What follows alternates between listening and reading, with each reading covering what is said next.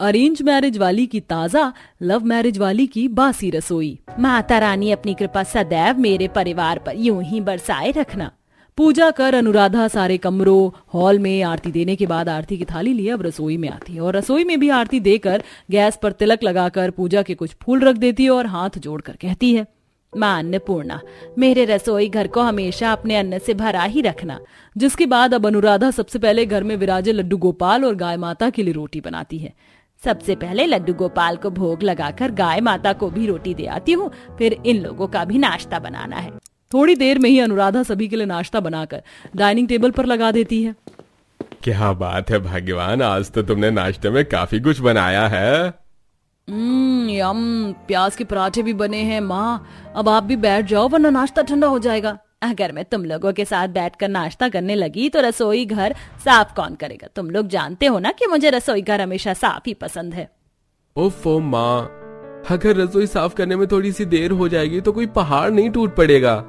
क्या कहा तूने? जानता भी है कि रसोई घर गंदा होने से मां अन्नपूर्णा कितना नाराज हो जाती है। उनकी वजह से ही आज तुम लोगों की थाली में अन्न है, समझे? अनुराधा अब अच्छे से पूरी रसोई घर को साफ कर सारे बर्तन धोकर आखिर में नाश्ते के लिए बैठ जाती है।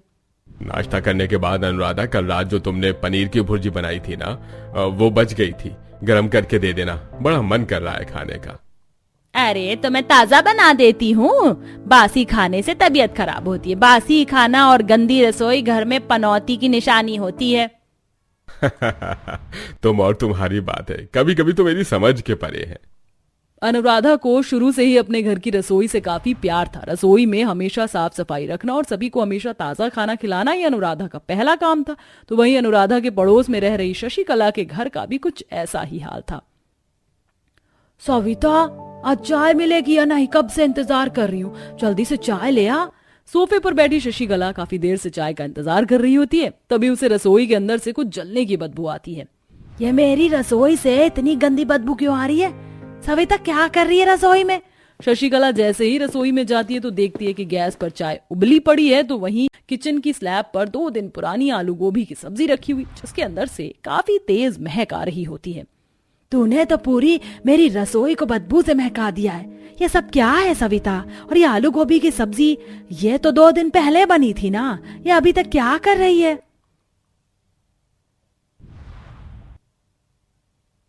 सब्जी बच गई थी तो मैंने इसे फ्रिज में रख दिया था, लेकिन फिर इस पर से ध्यान हट गया और जब इसे निकाला तब तक ये खराब हो चुकी थी। इसी के चक्कर में चाय भी निकल के गैस पर गिर गई। मैं अभी जल्दी से सब साफ कर देती हूँ। हमारे घर पर कोई बासी खाना नहीं खाता है। रसोई के साथ अब तो पूरे घर में गंदी बदबू फैल गई है। अरे जब रसोई इतनी गंदी रहेगी तो घर में बरकत कैसे रहेगी? तुझे मैं 500 रुपए महीने एक्स्ट्रा इसीलिए नहीं देती हूँ कि तू रसोई की ऐसी हालत करे। लगता है अब मुझे नई काम वाली देखनी पड़ेगी। जा कपड़े धो।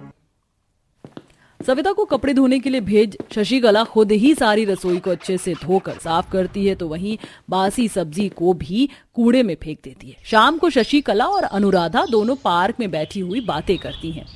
सही किया तुमने शशिकला। अरे घर में बरकत रसोई से आती है। जब घर का सबसे जरूरी हिस्सा ही गंदा है तो बरकत कैसे आएगी? मैं भी अपनी रसोई काफी साफ रखती हूँ और कभी अपने परिवार को बासी खाना नहीं देती। अगर बासी खाना खाएंगे तो तबीयत भी तो बिगड़ेगी ही, लेकिन ये आजकल की नौकरानियों को कहाँ समझ आता है। अनुराधा, तुम्हारे बेटे के लिए काफी अच्छी लड़की का रिश्ता आया है। पलक नाम है लड़की का और काफी अमीर घर से शादी करके ट्रक भर कर सामान लाएगी। अब भगवान का दिया सब कुछ। वैसे लड़की किस तरह की है? घरेलू किस्म की है या आजकल की आवारा लड़कियों की तरह? इकलौती है अपने माँ बाप की, तो घरेलू तो नहीं कह सकते पर अच्छी लड़की है। इकलौती बेटी इतने अमीर परिवार से है तो फिर उसे घर गृहस्थी चलाने के बारे में भी कुछ नहीं पता होगा। घर के काम काज कैसे करते हैं, खाना कैसे बनाते हैं, कैसे सफाई करते हैं। हाँ ये तो है। अरे तो क्या हुआ, साथ में इतना दहेज लेकर आएगी तो नौकरानी भी ले आएगी। अगर घर की जिम्मेदारियां नौकरानी से उठवानी हो तो माँ अपने बेटों की शादी क्यों करवाएंगी? क्यों शशिकला, गलत थोड़ी ना कह रही हूँ। लड़की तो ऐसी हो कि अपने परिवार वालों को रोज ताजा खाना बनाकर खिलाए, रसोई घर को पूजे, सफाई करे, ताकि घर में बरकत बनी रहे। घर की बहू से ही घर में सुख चैन का वास होता है। शशिकला और अनुराधा जैसे खुद थी वैसे ही वो अपनी बहू को भी लाने की उम्मीद कर रही थी। इसी तरह 1-2 दिन गुजर जाते हैं। ऑफिस कैंटीन में बैठे स्नेहा और अंकित आज मैंने सब कुछ तुम्हारे पसंद का बनाया, कढ़ी पकौड़ा, ढोकला और साथ में ये मटर पुलाव। ओ गॉड स्नेहा, तुम तो काफी कुछ बना कर लाई हो। लेकिन इतना सब बनाने की क्या जरूरत थी? इतनी सुबह सुबह तुमने इतना सब कुछ कैसे बना लिया? माँ ने थोड़ी बहुत मदद की थी तो इसलिए जल्दी बन गया। अब जल्दी से खा लो, अभी अभी ओवन में गर्म करके लाई हूँ।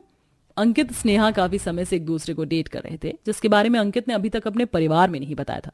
तो वहीं दूसरी तरफ आज शशिकला अपने बेटे के लिए रिश्ता देखने के लिए जाती है। लड़की को देख अब शशिकला लड़की की माँ ममता के साथ उनका पूरा घर देखती है और आखिर में जब रसोई में आती है, काफी साफ सुथरी रसोई है, बिल्कुल भी गंदगी नहीं है। अरे वो तो होगी ही, मेरी बेटी जो रसोई का काम संभालती है और जो अपने बाहर चीजें खाई है ना, वो सभी मेरी बेटी ने ही बनाई है। खाना बनाने से लेकर साफ सफाई तक हर काम में माहिर है मेरी बेटी। ये तो बहुत अच्छी बात है, मैं तो बिल्कुल ऐसी लड़की ढूंढ रही हूँ अपने घर के लिए। शशिकला अपने बेटे आरव का ममता की बेटी मधु से रिश्ता तय कर देती है। तो वहीं कुछ दिनों में अंकित भी अपने परिवार में स्नेहा के बारे में बता देता है। सब हॉल में बैठे हुए, अरे बेटा, ये लव मैरिज करके आने वाली लड़कियां कभी अपने घर को संभाल नहीं सकती। तुझे नहीं पता इन लड़कियों के बारे में, छोड़ दे उसे। मैं तेरे लिए उससे भी अच्छी लड़की ढूंढूंगी। मैंने प्यार किया है, कोई मजाक नहीं जो ऐसे ही छोड़ दूं उसे। पापा, अब आप ही समझाओ ना माँ को। अंकित के बार बार जिद करने पर परेशान अनुराधा सारी बात अपनी पड़ोसन शशिकला के घर जाकर बैठकर बताती है। अनुराधा, बोल कर भी अपने बेटे की लव मैरिज मत करवा देना।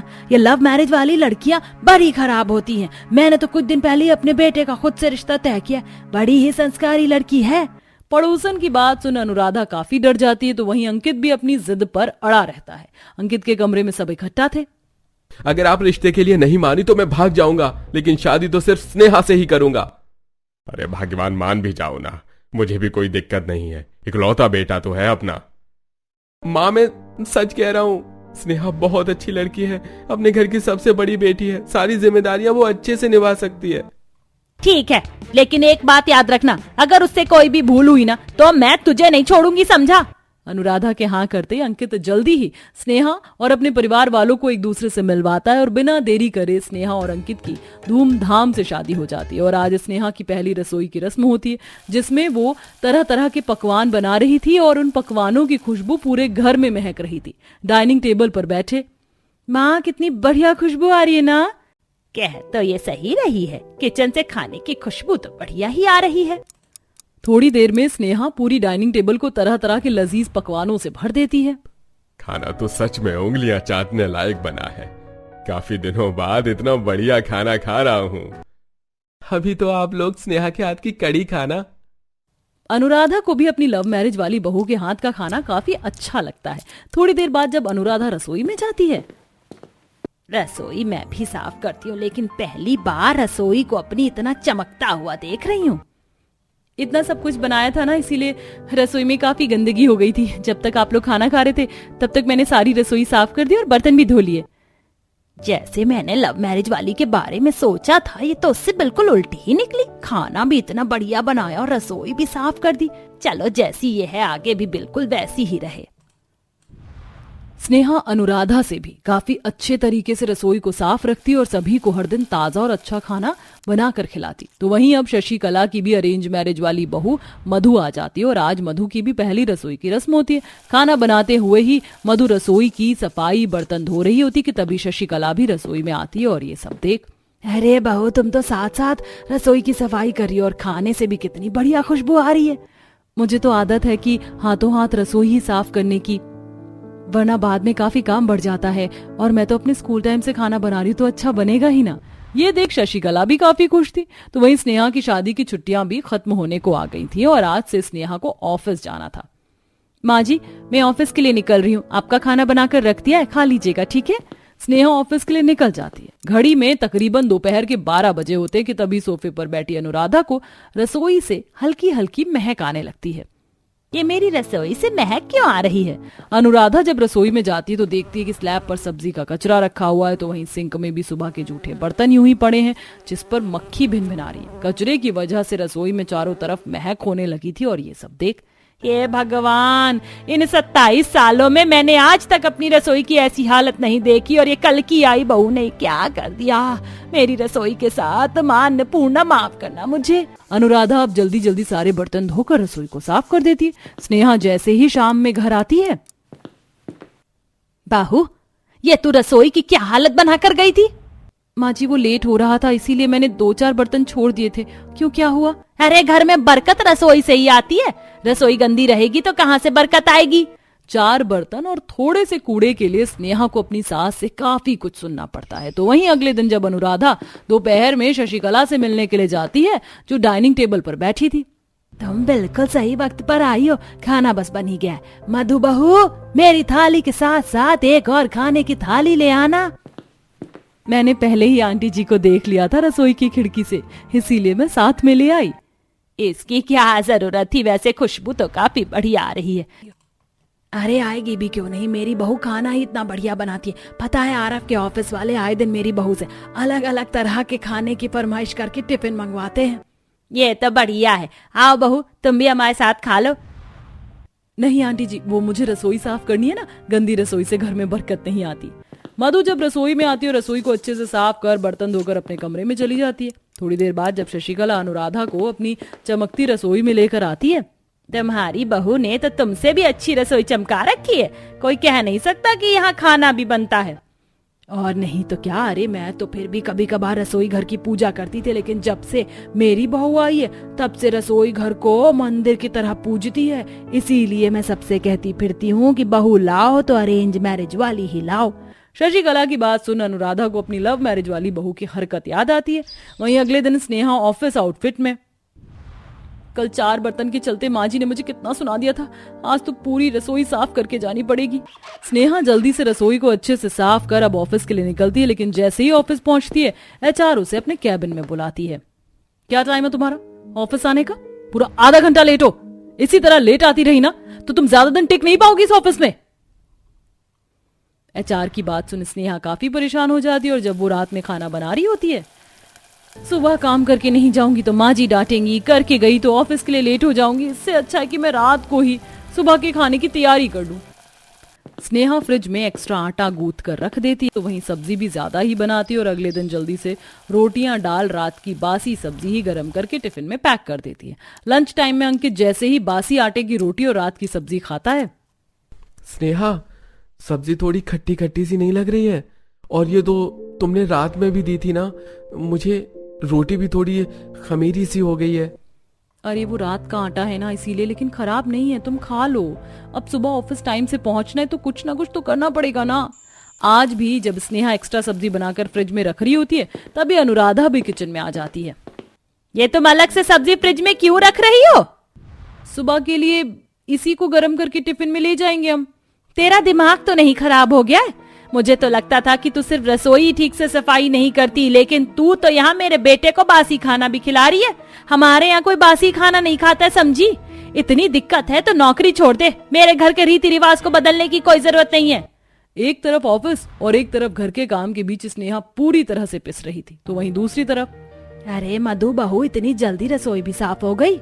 हाँ माँ जी कर दी और खाना भी टेबल पर लगा दिया है। रसोई साफ करने का मतलब होता है रसोई की धुलाई करना, तुमने तो सिर्फ पहुंच दिया है। चलो जल्दी से रसोई की धुलाई कर दो। अपनी अरेंज मैरिज वाली बहू के रसोई चमकाने पर भी शशिकला उसे रसोई साफ करने को कहती है। वहीं अपनी अरेंज मैरिज वाली बहू की पार्क में बैठे अपने दोस्तों में बड़ाई करने से भी शशिकला पीछे नहीं हटती। क्या उंगली चाटने लायक खाना बनाती, कभी आना तुम लोग मेरे घर पर, और रसोई तो मेरी बिल्कुल फूलों की तरह महक रही होती है। शशिकला तो शशिकला, अच्छे और ताज़ा खाना बनाने की वजह से आए दिन आरव के दोस्त भी उसे अपना टिफिन लाने के लिए कह दिया करते थे। सब लोग कॉफी मशीन के पास खड़े होकर कॉफी पीते हुए बात कर रहे थे। मेरी बीवी तो 1% भी अच्छा खाना नहीं बनाती है। कल से तू मेरा भी टिफिन लेकर आना, भले ही महीने के मैं तुझे पैसे दे दिया करूंगा। इन चक्कर में मधु काफी थक जाया करती थी, लेकिन फिर भी उसे अपनी सारी जिम्मेदारी अच्छे से निभानी पड़ती। वहीं आज भी जब शशिकला मधु को रसोई अच्छे से साफ करने को कह रही होती है कि तभी वहां अनुराधा भी आती है। बहू, उस कोने की भी अच्छे से सफाई कर और सबसे पहले चाय बनने को रख दे।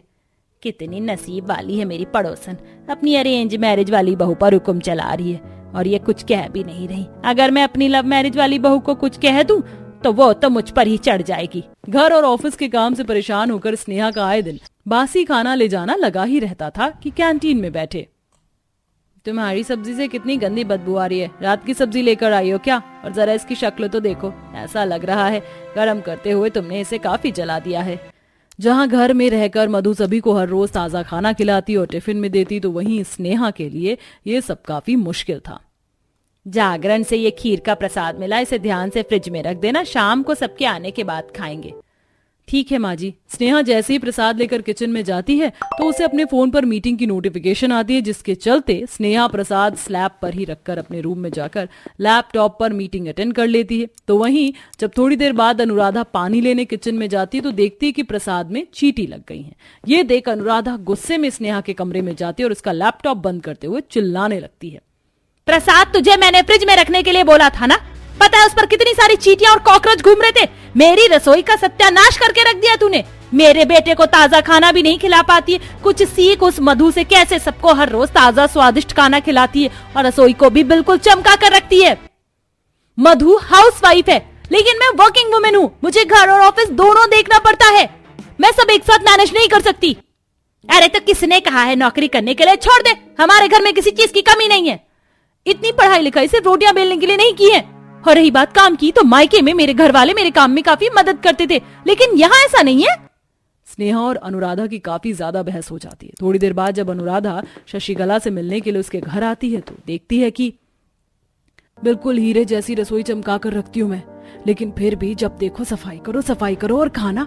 अरे कितना ताजा खाना बनाऊं, अब क्या गरम गरम फुलके इन लोगों के मुंह में ही डाल दूं?